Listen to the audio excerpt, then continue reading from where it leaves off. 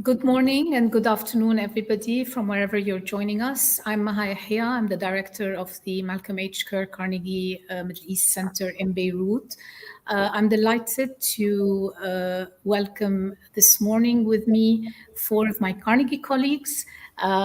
This is the first panel in a one-day event that's looking at the global outlook for 2024. Joining me today are my colleagues Rosa Balfour, who's the director of Carnegie Brussels, Ashley Tellis, who is the Tata Chair for Strategic Affairs and Senior Fellow at Carnegie in DC, Tong Zhao, who's a Senior Fellow with the Nuclear Policy Program and Carnegie China, and last but not least is Timur Umarov, who's a fellow with the Carnegie Russia Eurasia Center. Of course, I'm absolutely delighted to welcome them in this discussion. The great thing about Carnegie is that there's always someone with a very interesting perspective on whatever is happening around the world. This morning, this first panel, we're hoping to look at the great powers and the contours of international relations, as we're seeing that in today's rapidly evolving international landscape, the world is witnessing a dynamic and intense global competition among great powers. This competition is marked by strategic maneuvering, technological advancements, economic prowess, military assertiveness. The United States and China find themselves locked in a contest for influence and access in strategic regions, such as the Middle East, where both nations seek to secure vital resources and foster economic partnerships. Russia and China also are forging closer ties, cooperating in areas such as trade, technology, and security, and also challenging traditional geopolitical alignments. Against this backdrop, we're seeing rising tensions over Taiwan as China's growing military capabilities and assertiveness raise concern about the possibility of an invasion. And we'll talk a little bit about this because we've seen increased posturing by China over the last few days around this issue specifically, and the potential for regional instability if that happens. And over the past 3 months, the war in Gaza has also influenced global power dynamics, reshaping some of the calculations amongst the great powers. And we're seeing this specifically in the way they're dealing with the Ukraine conflict, for example. Because as these powers pursue their interests, their interactions and rivalries will also shape the contours of international relations. So let me begin with a question we'll go through them. Let me begin with a question for Tong. Tong, we're looking at a growing cooperation between Russia and China, both of which are trying to challenge American dominance. Do you see this collaboration as a necessary strategy to counter US influence globally? And how do technological advancements specifically contribute to the strategic maneuvering between those two? Well, I think for China's position towards Russia, there is growing internal division within China. The experts community increasingly want to keep distance from Russia and be more pragmatic on operational level issues. At least the Chinese top leadership, especially Mr. Xi, he's pretty committed to the China-Russian strategic relationship. And as a result, I think we will continue seeing close cooperation between the two countries. There is still strong expressed interest in China that we should help prevent a major Russian defeat in Ukraine. A difference, I think, is for Chinese officials and experts, Russia has basically given up on its relationship with the US-led Western countries. But China still has high stake in maintaining a generally stable and positive relationship with the US-led Western countries, especially when China is facing economic downturn. And in this regard, China sees Russia as a destructive actor in changing the world order in a very radical manner. I think that's where China disagrees with Russia. And China prefers a more incremental approach towards changing the world order. Xi Jinping said, 先立后破. We need to first establish some different model before we break in the current model. You mentioned about economic and technological factors. Those are hugely important because the Chinese approach to Russia and its approach to its overall foreign policy and security policy is really based on China's perception of the balance of power. And in this regard, for China, economic and technological power is really the foundation for other types of power, military, political, soft power, international narrative power, etc.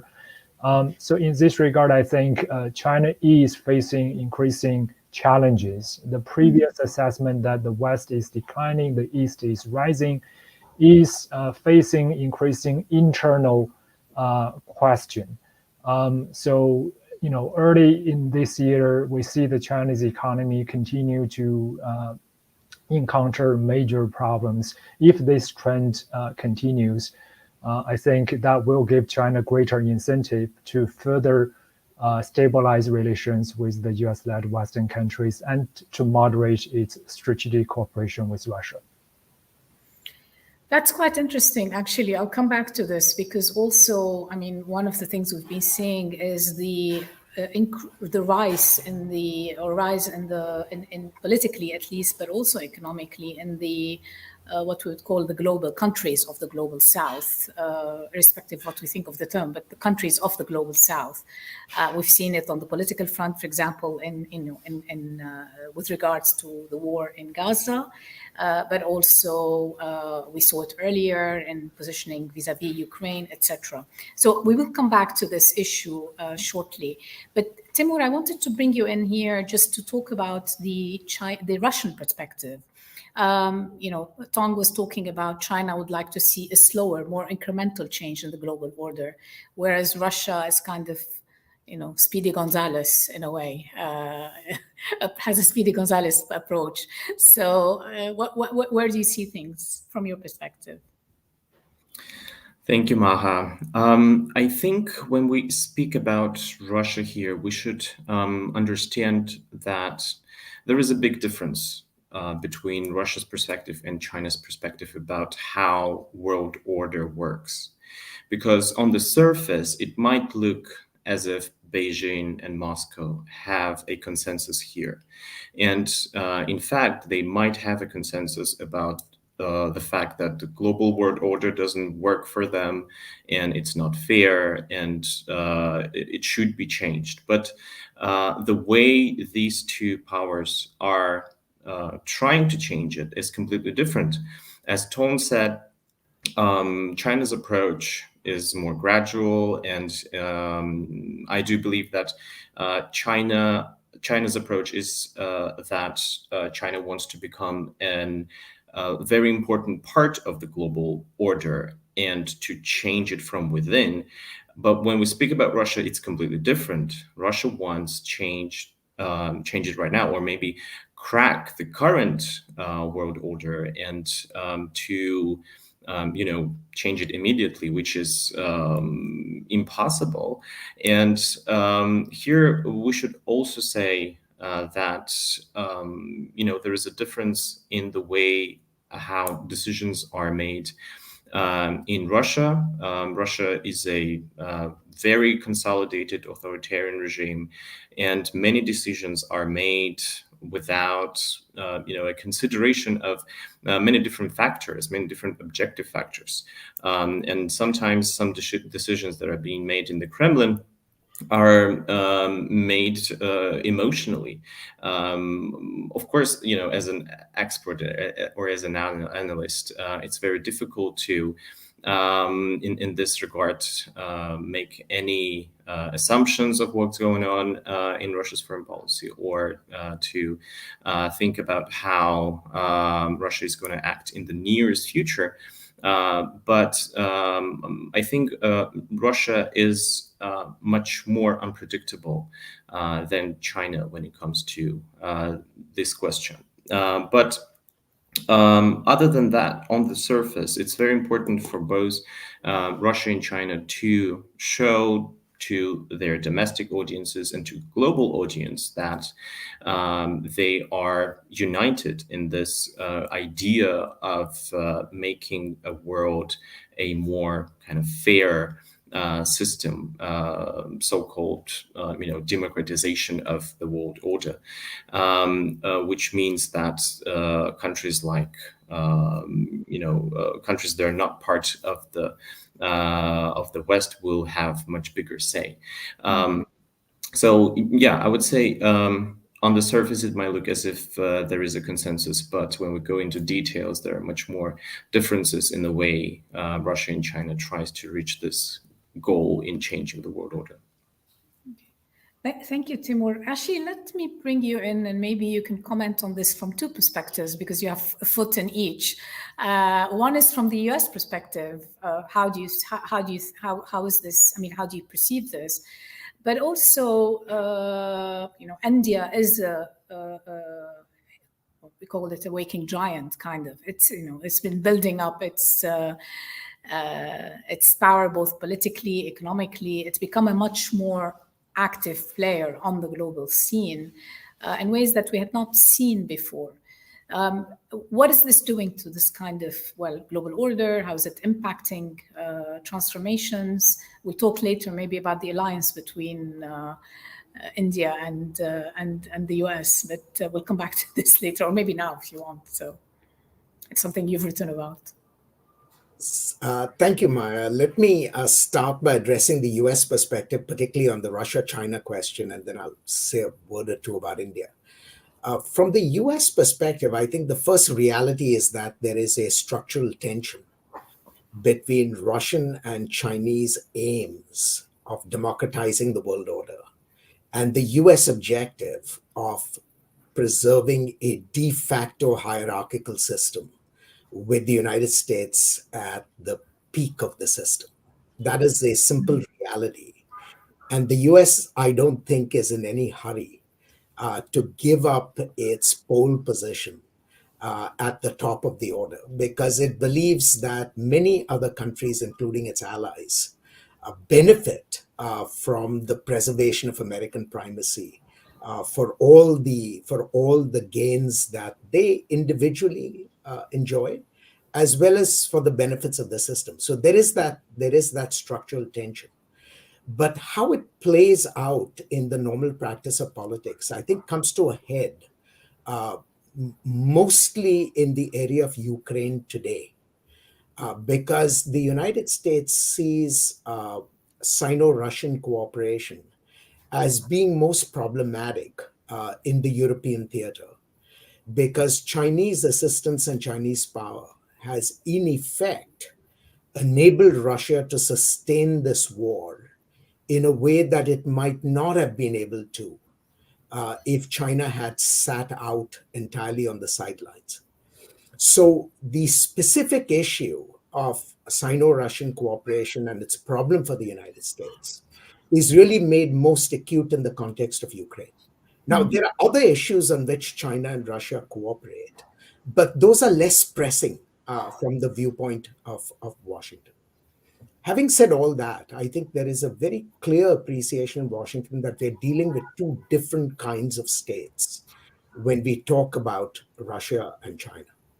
We see China essentially as a rising power, as a country that in time could become a genuine peer of the United States.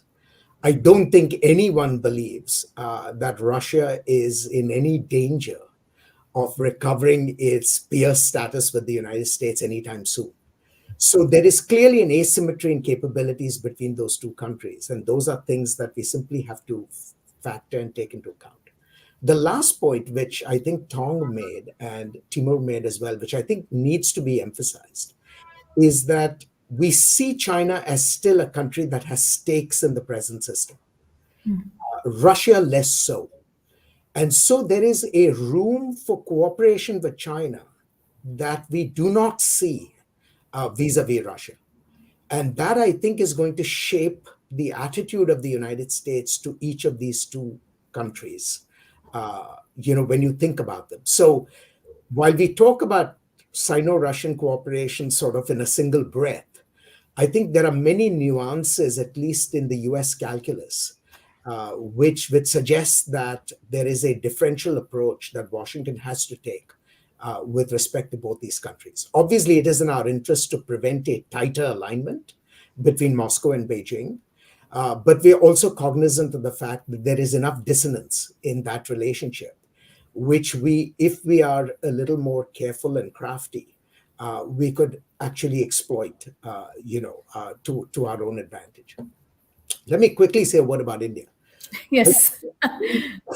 India is a rising power, but it has not yet risen. And so it is still looking to create a space for itself on the world stage. And so India's attitude to each of the three countries that we've talked about, the United States, Russia, and China, is somewhat different. What India wants to do is to exploit the cleavages that currently exist in the international system in order to maximize its own room for maneuver. And where that has taken it is in a very interesting direction. It has aligned tightly, or as tightly as it can possibly align, with the United States. It is desperately seeking to protect whatever it has of the historic relationship with Russia, while it is struggling to manage what is a growing antagonism with China. Now, this positions India in a place where it is certainly closer to the United States and Russia than it is to China. But one must keep in mind that even though Sino-Indian relations are somewhat frayed at the moment, India is not looking for a high-octane rivalry with China because it is much weaker than China, and it is not willing to make a tight enough alliance with the United States that would give it the confidence that it can take on China on its own terms. So there is a delicate balancing act that India is involved. And I think we will only see this balancing act take on even more interesting complexions in the years to come. So the Indian position with respect to all these three great powers is by no means frozen. India wants to maintain space to pursue its own interests. And that means it will think of these relationships much more tactically than many other countries are comfortable with. Thank you, Ashley. Rosa, let me turn to you and just pick up on what Ashley was saying. This kind of, the first part of the question is, having heard, perspectives on Russia, China, the US, and India, and how they perceive the new global order or changes to the global order, where is Europe in all of this? But I also want to pick up a point on which Ashley mentioned, which is how India is going to have tactical relations with these different global powers. Do we see similar dynamic evolving in Europe? I mean, this idea of tactical relationships is becoming part and parcel of the new, international structure, in a sense, much more than it ever was before, let's put it this way. And alliances are not so clear-cut anymore. You're muted, Rosa. You have to unmute. Thank you very much, Maha, and thank you for the invitation to join you. I'm very happy to be here. So, seen from a European perspective, we see a big trend towards bipolar confrontation between the US and China, and then a lot of very messy multipolarity. And the EU has struggled to position itself in this context. On the one hand, you have US-China rivalry, we've had the shock of COVID, so the EU has been taking a new focus on, securitizing its economy, making it safe from foreign interference. After decades of talking about interdependence as the road to peace in Europe and the European continent, but also to economic prosperity. So that has been the model, interdependence. And now the EU has to shift away towards a model where it is reducing its dependencies on its various allies. So, of course, US-China economic security, Russia's invasion of Ukraine is forcing Europeans to take responsibility for their defense. So far, this has been done in tandem with the United States. We've had strong leadership from Washington in responding to Ukraine, but now with the US not having agreed to renew military support to Ukraine, and with the US presidential election looming towards the end of 2024, Europeans are all of a sudden are beginning to think about what it is that they can do in order to support Ukraine alone without the United States. And of course, if there were to be a change in the administration in the United States and Trump were to come, this would question the validity of the transatlantic relationship, because Donald Trump, when in office, was quite antagonistic towards the European Union. So working with allies is what the EU has been doing for the past 3 years. But in doing this, it woke up to several shocks, and that is that the rest of the world did not actually agree with many of the positions that the EU had been pursuing multilaterally. So the big actor who's always talked a lot about interdependence and multilateralism and rule of law found itself having few friends in corners in unexpected corners. We saw this at the very beginning with Russia's invasion of Ukraine, despite the fact that European rhetoric insisted a lot on territorial integrity and international law, more so than the US, for instance, which insisted on democracy versus autocracy, this sort of bipolar narrative that the EU didn't as a whole embrace in the same way. But nonetheless, there was a shock there. And then, of course, with the Hamas attack on Israel and Israel's war on Gaza, we have seen that there's a bit, this has become a big challenge for the EU to develop those relationships across the world in a more nimble and in a more targeted way. So to answer your question, on the first front, the EU is struggling to find a role in this world where it does not like the bipolar competition between US and China. It's obviously, being a democracy, it sides with the United States on a lot of issues, but it keeps its distance insofar as the methods and the diplomacy of the relationship between the US and China is concerned, but also on some of the end goals of this confrontation. But having said all this, it struggles to find a role, and it has been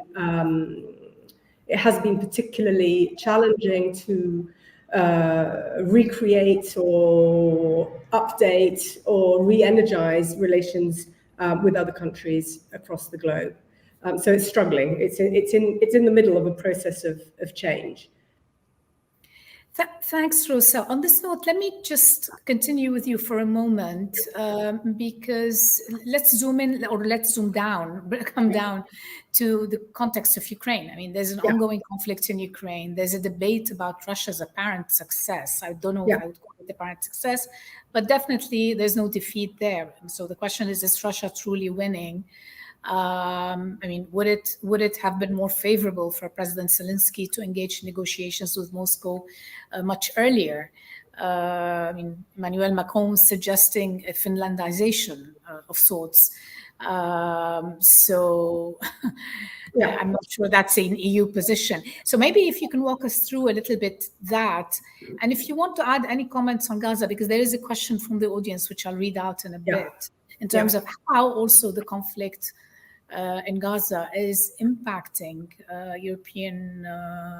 the position of the EU generally, but also European unity internally. Yeah. So let's start with Ukraine. I mean, there was unprecedented unity following Russia's invasion of Ukraine, and despite the talk in the news, this unity is still being upheld.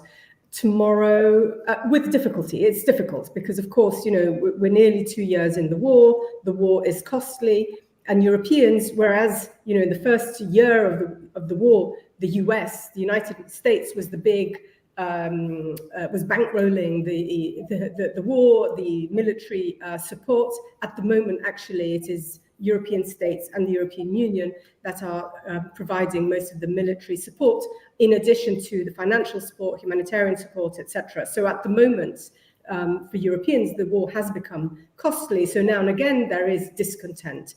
However, and it has been difficult to renew the level, continue to renew the level of financial commitments.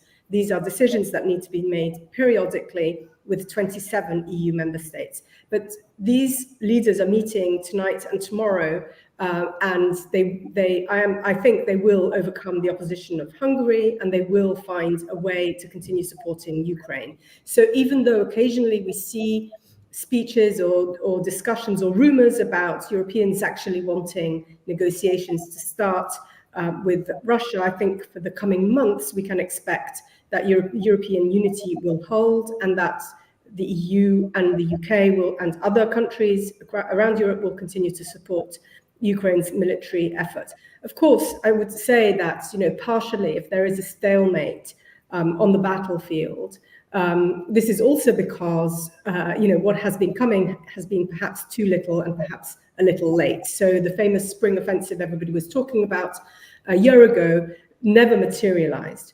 I do not think that Ukraine is losing on the battlefield. We're seeing different scenarios. What is happening, for instance, on the Black Sea, the Ukraine, without having a navy, is actually winning the naval battle. So it's really a mixed picture. So it's a question of hold, of maintaining that position. I think the real problem would come if, again, Trump were to win a presidential election and, as he has announced, would decide that the time has come to negotiate with Russia over Ukraine's head. What would Europeans do in that particular circumstance if this were to happen? And I think that would be hugely problematic, because we would see a fracturing of the European position, and it would probably go in several directions. Not so much because of, you know, alleged pro-Russian sentiments in Europe. That's gone, that's long gone, but because of pro or anti-American sentiments in Europe. And there would be some governments that would be, some European governments that would be very happy to see Trump win, and there would be those that would not be, a spectrum of positions. We can figure out which ones. Exactly. So really the big question mark really actually comes from the United States rather than from Europe. And let's not forget that the EU has also committed to enlarge towards Ukraine. I mean, they're big projects associated with all the support that is going towards Ukraine at the moment. With respect to Gaza, this has been, you know, and now everybody's saying, oh, this is the most divisive issue for the European Union. It wasn't.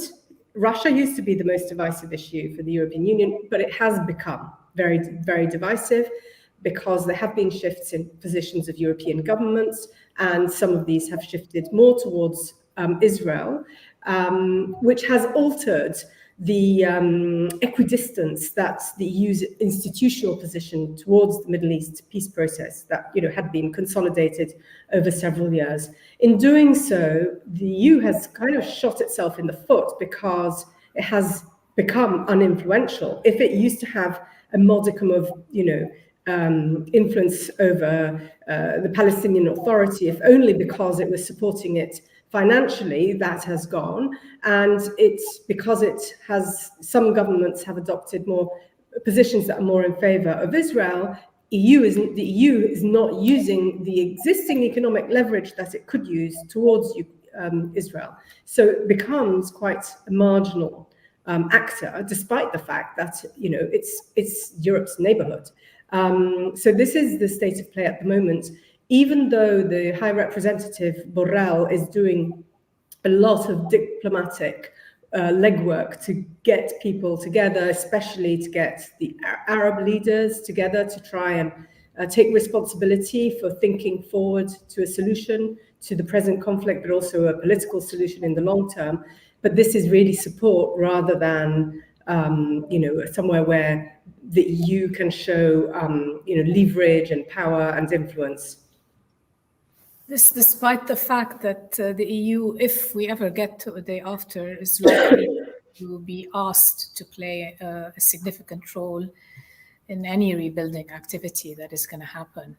Yeah. Timur, let me turn to you, since we were on the topic of Ukraine, and ask you, what conditions would Russia consider a victory in their context? I mean, can Russian ambitions really be satisfied through some sort of negotiations and agreements with Ukraine or not? I mean, we're already in the second, more than that. Yeah, indeed. It's already almost 2 years since the start of the invasion. And we should here, I think, clearly understand that from the very beginning, Vladimir Putin didn't put, clear goals for this whole full-scale invasion. It was always very blurred and out of touch aims that were in the beginning the main kind of agenda for Russia's invasion. And because of that, I don't think that there will be any sort of situation that would be acceptable for Vladimir Putin himself, because you see at the moment the thinking in Moscow is that this whole situation at the moment is on working for them, and Russia is seeing itself in the very good position, considering that Russian economy didn't collapse, and actually the annual GDP growth was higher than the global GDP growth, and the fact that there are many countries that are stuck in between and not fully supporting Ukraine. Also considering that elections are approaching, elections in the US that Russia is also hoping for, and also considering how the situation in Ukraine, with Ukraine's army being exhausted, works for Vladimir Putin. I think that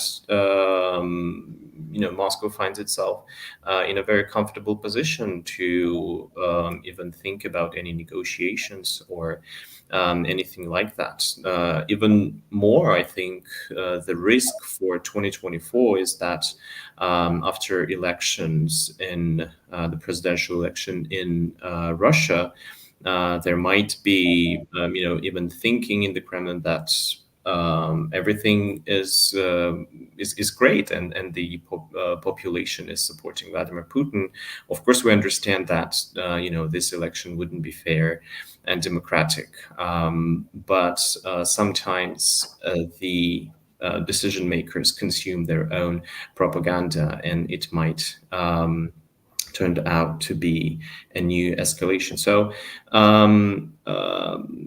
I think that the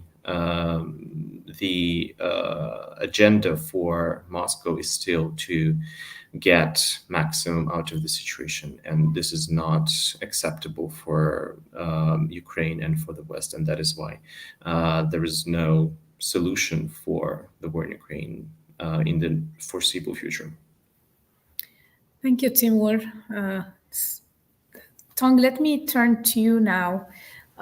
Since we're on the topic of Ukraine, let's talk about potential scenarios involving China and Taiwan. And what factors do you think are critical for China to contemplate an invasion of Taiwan? And maybe if you can also reflect on how the US would respond should an invasion of Taiwan take place. And we've been hearing, again, increasing noise around this over the last few weeks, more so than usual. Well, I think the direct lessons that China is taking from the Ukraine war are changing constantly. Initially, China was shocked by Russia's military failure and the very strict international sanctions from the Western countries that might crash a Russia economy. I think those undermined China's confidence in its own potential military operation against Taiwan. But China was also reminded about the importance of a massive and decisive initial military attack if China needs to attack Taiwan. Later, I think, as Timo just mentioned, the Russian economy was, doing okay. Global South countries wanted to maintain neutral. Russia actually made some military progress on the battlefield. So the Chinese initial pessimistic assessment becomes less so. And now it again is different because now it is entering a long war of attrition from the perspective of many Chinese military strategists. And then to them, a long war of attrition favors the country that has much greater comprehensive national power. And to China, in a war between Taiwan and the mainland, China is, of course, the one that possesses absolute advantage in comprehensive national power. So that's, something really favorable to China if a Taiwan conflict becomes also a long and prolonged, a war between the two sides, with neither side able to, secure immediate and decisive victory. But that long war of attrition also, in some sense, provides necessary time for the international community to gradually adjust to a new territorial reality. So that's something that I think China also views positively. So I'm afraid the lessons are changing, and the recent lessons that China is taking are not necessarily good news when it comes to Taiwan. But generally speaking, the future military, the future potential of a conflict over Taiwan is very much decided by Mr. Xi's political will. His political will to leave a legacy on Chinese history has been the main driver of the rising tensions across the Taiwan Strait. And going forward, there is no real sign of declining political will on the part of Xi Jinping. Some people even argue that for Xi to justify his maintaining in power in the long run, he probably needs to show progress on the issue of national unification, especially when he fails to deliver other performances, including economic performances. On the other hand, I wanted to add that I think Xi's thinking is also shaped, again, by his perception of the balance of power internationally. His growing ambition on Taiwan was supported by his assessment of West is declining, East is rising. But now, I think the unprecedented economic challenges that would undermine China's future growth of comprehensive national power, including military power, will make it much harder for Beijing to contemplate major military move.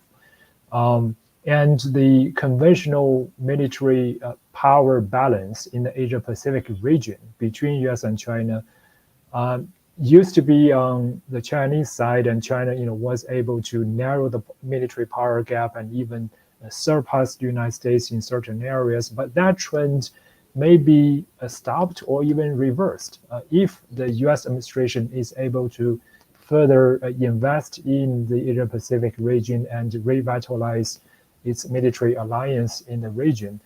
So this changing balance of power is the most decisive factor for China. And as a result, I think the risk of a near-term military conflict over Taiwan is modestly lower now than before. So I think there is less urgency for the U.S. to discuss how to respond to that. But I think, of course, the greatest uncertainty is what Trump will do if he comes into power. There is, he made some, indications a few days ago that Taiwan is not a critical interest to him. And again, he raises, at least his remarks made Beijing be aware again of the possibility of some transactional deal between U.S. and China on Taiwan. That's some reason why Beijing might look favorably towards a future Trump administration. But his overall hostile approach towards China also make Beijing hesitate. So overall, I think the risk is not as high as before. The real challenge, of course, is if Beijing is increasingly convinced that its relative balance of power can no longer be maintained, will Beijing feel a sense of urgency to take action in the near-term future? I think that's a theoretical risk. So far, we don't see Mr. Xi as a person that wants to be really risk-taking as Mr. Putin is. Thank you, Tong. At least a glimmer of good news for the next, at least until next November. We can say that that's one conflict that hopefully will not be showing up. Ashley, let me turn back to you since we're talking about the Asia Pacific as well. But India has been an active participant in the Quad Alliance along the United States, Japan, and Australia. You've written in a foreign affairs piece last year that New Delhi will not side with the US against China, calling this a bad bet. So how do you assess the strategic importance of the Quad in shaping the Indo-Pacific region? And what role can India play in influencing the balance of power in this alliance? Maha, I think the distinction that has to be made is between peacetime competition and wartime contingencies. In peacetime competition, I think the Quad has an important role to play because it is an instrument for mobilizing diplomatic solidarity among the 4 countries that are in the Quad, but even the countries that are not in the Quad, through various kinds of forms of political cooperation, economic cooperation, and so on and so forth. So in peacetime competition, the Quad can play a role in sensitizing the broader Indo-Pacific region to the challenges that China poses to the region's security. And I think they have been modestly successful in doing that. I say modestly successful because the real contribution to mobilization in the Indo-Pacific has been made by Xi Jinping and not the Quad. It's Xi's assertiveness that has raised the temperature in the Indo-Pacific and has raised the demand for US support on the part of various countries in the region, much more than anything that the Quad has done since its inception. So peacetime competition, the Quad will play a role, and India will play a role as well. But when one thinks of wartime contingencies, and obviously the most demanding wartime contingency is the one that you discussed with Tong just a few minutes ago, which is an invasion of Taiwan. There, I think the Quad, as the Quad, will have an extremely modest role. In fact, I think the United States will be hard-pressed to bring even its principal Asian allies along in a full-scale war with China over Taiwan. Of course, much is going to depend on what China does in the context of that conflict. So, for example, if China targets US facilities in Japan, US facilities in the Philippines, US bases in Australia, then obviously it creates incentives for these countries to collaborate with the United States actively in pushing back against China in the context of a war. But if China is careful enough not to target these countries, then I think even the United States will have a hard time bringing its alliance partners like Japan and Australia into the fight, leave alone the Quad. I suspect the Quad, as the Quad, will just sit out on the margins. But let me use that as an opportunity to just emphasize a couple of things that Tong did in the last conversation that you had with him. I think we obviously are preparing for the worst case scenario, which is a Chinese invasion of Taiwan. But I would emphasize that although Mr. Xi is determined to ensure that Taiwanese reunification takes place in his lifetime, I think he will be very cautious about attempting to engineer that reunification through an all-out conflict. Because an all-out conflict would be catastrophic. And I don't mean catastrophic just in the sense that it would be bloody and complicated and so on and so forth. But it would actually change the character of the Indo-Pacific and the global order permanently. Because if you have two great powers essentially involved in an all-out war against each other, it will force countries into positions they would prefer not to be. And because of the geography of the region, it is going to engulf the entire region in active violence. And so the world after, the day after a Chinese invasion of Taiwan is going to be radically different from the day after, from the day before that invasion. Because the United States, I think, will be deeply involved in that conflict in a way that it is not, for example, in the context of Russia's invasion with Ukraine. The United States is involved, but is involved from a much greater distance. If there is a Chinese invasion of Taiwan, I would bet that the United States would be physically involved, and that changes the character of the competition quite substantially. My own sense, and just to reaffirm the conclusion I argued for in the foreign affairs piece, is that India will provide tacit support to the United States. There will be diplomatic messages of solidarity, condemnation of Chinese actions, and so on and so forth. But the kind of military contributions that it would make in that circumstance, I think, will be much more modest. In the past, India has sort of resolutely sat on the sidelines. It may do a little more this time because of its own competition with China, but it will certainly not be a frontline partner of Washington in that kind of a war. Ashley, since I once, just to continue just on the theme of India a little bit, just internally, we've seen India's defense capabilities have been steadily growing. There's more focus on indigenous defense production. Can you tell us a little bit how might these developments influence India's strategic autonomy and its role as a key player in the regional security architecture? One of the things that the Ukraine war reminded India of was the problems of excessive dependence on foreign powers for its defense commodities. India, in 2022, recognized that it had a huge dependence on Russia. But what is also sort of often overlooked was that it had a substantial dependence on Ukraine, because there were many post-Cold War defense industries that Ukraine inherited, and where Ukraine continued to be a supplier of important pieces of military equipment to India. So India recognized its vulnerability when two important arms suppliers were essentially at loggerheads with one another.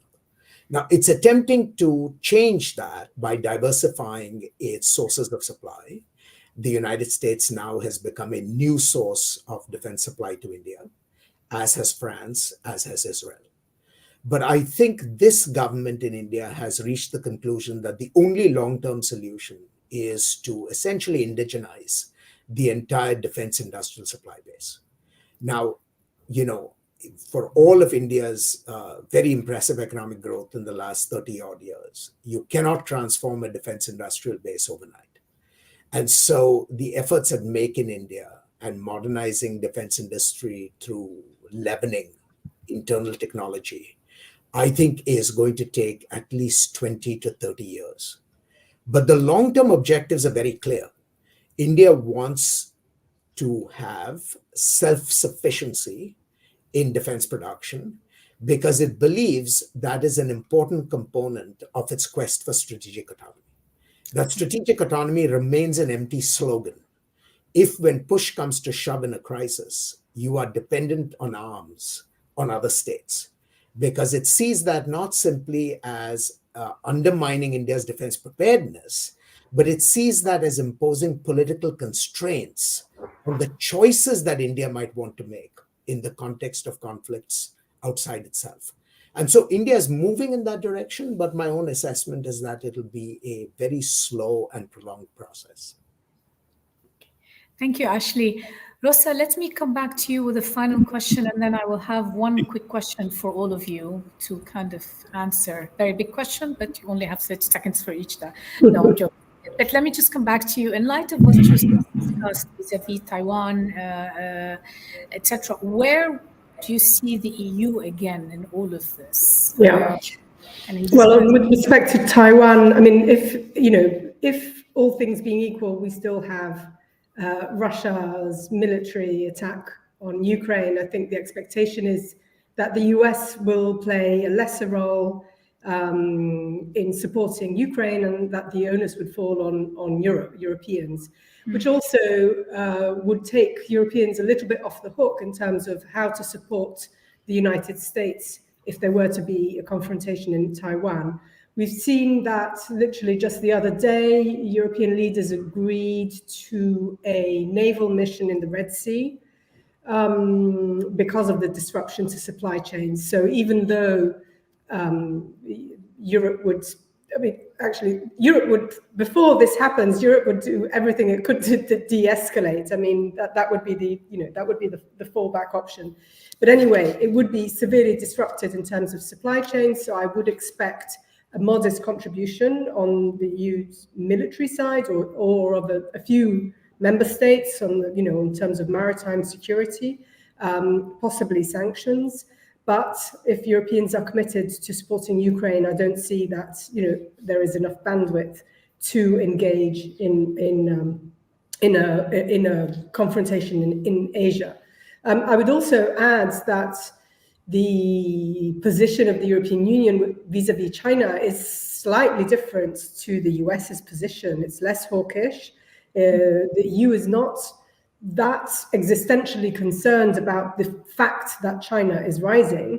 What the EU is concerned with is that, reciprocity of market access, that the transparency of investments, that there is no economic coercion coming from China. So it's a far more nuanced position than what we hear coming out of, the big rhetoric from the United States. So if China were to invade Taiwan, it would be a real problem for Europeans to forge a common position and support the United States in the way that United States might want. So I think similar to what Ashley was saying about Asian allies, there would be very similar dilemmas, very pragmatic and rather low key, with a specific focus on what European interests might be affected by such a deterioration of security in Asia.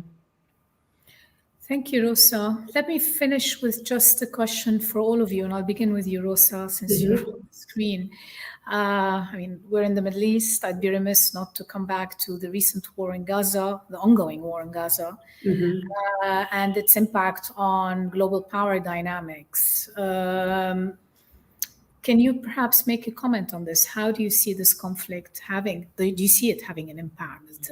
It's now almost 4 months, close to 30,000 dead and counting, other than the destruction, etc., and no end in sight. So how do you see? Well, I think, implicit in many of the things that all of us have been saying, but we are in an era in which a great power competition means that outcomes are determined by very few people. And I think in this case, it's about Netanyahu and him wanting to stay in power, because that seems to me the prime motivation for what is happening in Israel And if this is the world we're moving in, this is tragic, because this is not what we had been trying to build. And I would add to that a broader comment, because we're talking about great power rivalry, and if this is the world to be, then this is a world which is totally unfit to address the real challenges of the 21st century, which are climate, technology, democracy.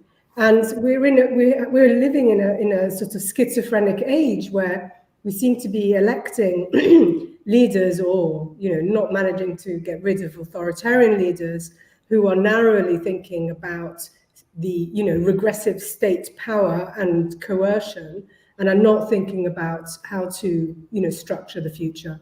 So I find this sadly paradoxical, but I think that's the situation we're in. And to think about this expansion of tensions across the Middle East because of one individual whom even the United States are not managing to persuade that moderation is needed, and it's important to go back to the table and dialogue about peace in the region. That is a very sad assessment. Thank you, Rosa. Timur? I think what's all of the wars, conflicts, and sad events that we are observing globally tells a lot about how how the beginning of 21st century in a way was delusional, because it seems like right now we're dealing with mostly with the heritage of the 20th century, and it's very difficult to say which direction we're moving in, and how domestic politics in many cases are intertwined with the global politics and global order, but we don't have enough resources, and international system wasn't built in a way to put enough pressure on some of the governments not to act in certain ways. So I think that this is the period that shows how many kind of flaws and mistakes there are in the international security, and it's a time to not to forget about what new instruments should be implemented into international order and international system, and how the current new generation of politicians should come up with the certain international limits for governments that will make them think about real problems, as Rosa said. Thank you, Timur. Tong? Well, thank you. I think this proves the Chinese conclusion that the world order is moving towards a multipolar system. U.S. is further distracted by the conflict in the Middle East. The U.S. international reputation is undermined. It even leads to greater internal division in the U.S. Despite this ongoing conflict between Hamas and Israel, China seems to think that the rest of the regional countries largely are shifting towards greater focus on economic development. And China sees an opportunity in further strengthening its geo-economic approach in engaging with regional countries.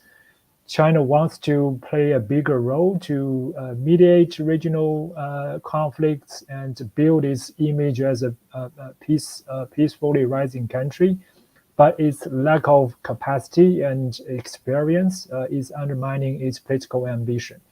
Clearly, China is taking an opportunistic approach to further undermine U.S. reputation, credibility, and international narrative power. But I think this a silver lining in all of this is this opportunistic approach is actually highlighting some of the internal tensions and internal incoherency in China's own foreign policy, right? China's treatment of Uyghurs, China's increasing ambition to unify Taiwan through military means, which will be a more bloody war than the current war in the Middle East and will create much greater civilian casualties. So I think it offers an opportunity for the international community to use this conflict to further strengthen norms, the law of armed conflict, and that can, I think, help deter conflicts in other regions, including across the Taiwan Strait in the future. Couldn't agree more, Tong. Last but not least, to Ashley. We have, I think, 1 more minute. You're muted, Ashley. We can't hear you. Sorry. I'll make 2 quick points. I think what Gaza reminds us is that the United States does not have the luxury of choosing parts of the world that it chooses to engage in to the exclusion of others. If the US is to preserve its primacy in the system and manage an international order, no matter how complicated and difficult it is, it will have to invest attention and resources in the world as a whole. And that means not saying that our commitment to the Indo-Pacific comes at the cost of our commitment to Europe or our commitment to the Middle East or our commitment to the Global South. So if the United States is to remain a great power, it has to behave like a great power, which means it has to take its commitments and responsibilities globally seriously.